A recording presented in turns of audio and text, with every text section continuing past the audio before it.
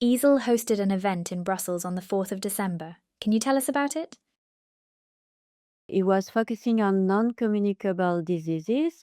As you know, it includes cardiovascular disease, diabetes, cancer, and obesity, and liver disease. And we know that among EU's most pressing and complex health challenges, non-communicable diseases are one of the most important aspects.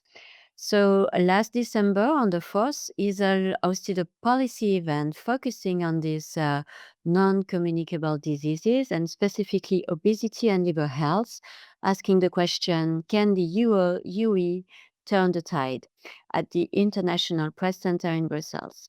We were gathering key stakeholders in the field. We were very happy to have with us a representative of the European Association for the Study of Obesity, the EASO, Dr. Andrea Sidiun-Mihai.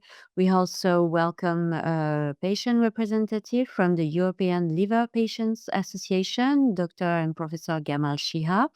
And we also had a very interesting discussion with a member of European Parliament, Tomislav Sokol, and a representative of the WHO, Kremlin Vikram Singh.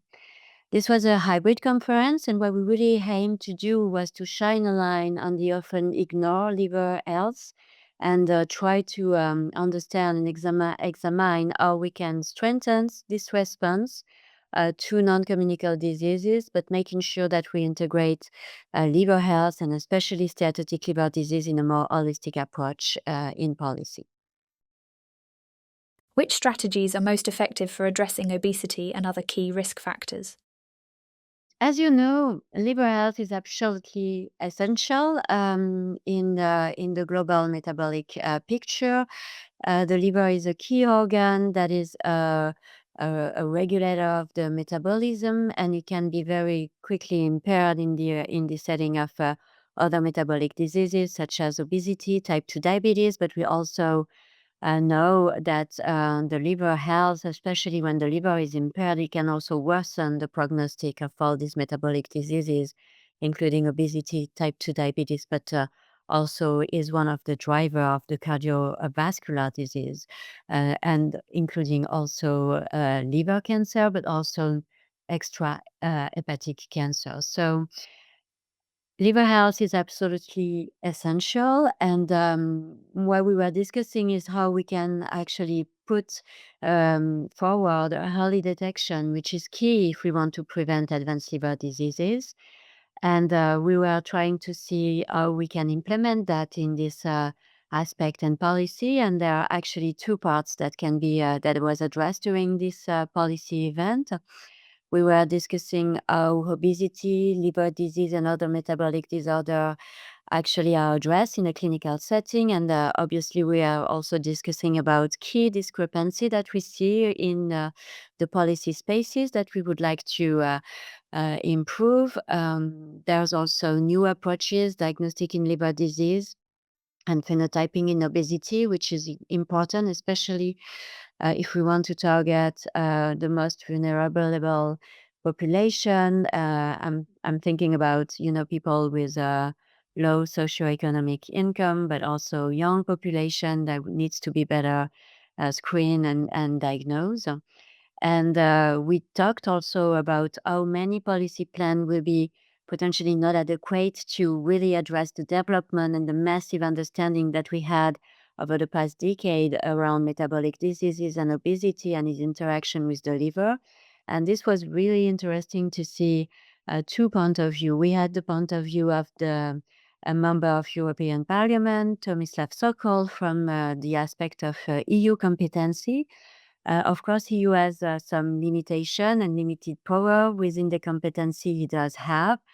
And it's difficult to move policy forward in an atmosphere of budget cuts that we all experience.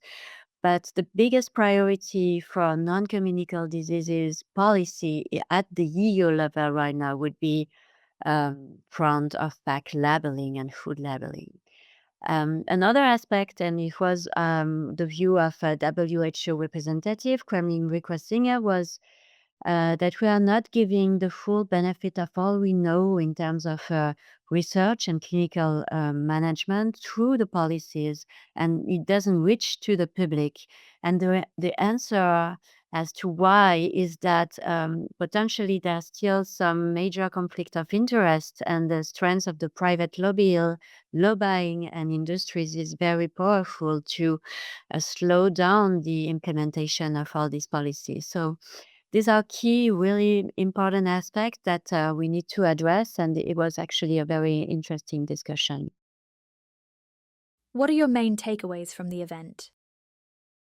I think my main takeaway of the events is that we were really joining forces, and where the speaker has discussed many aspects, but there were a strong agreement on the need to reframe our idea that if we want to improve non-communicable diseases health, and especially liver health embedded into that, we need to shift the paradigm thinking that it will need to invest a lot of money, and this is actually that would be a burden, whereas we will know also that uh, health spending and investment in this area will have a major also improvement in the health and economy of Europe.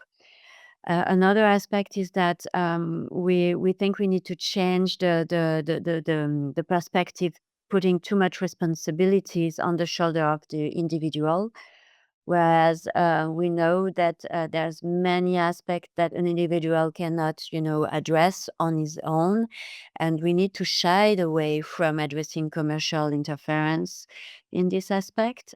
So the major takeaway of this event was, and the main conclusion was, that we wish that the member of state and EU representative need to speak a little bit less, but act more on health priorities.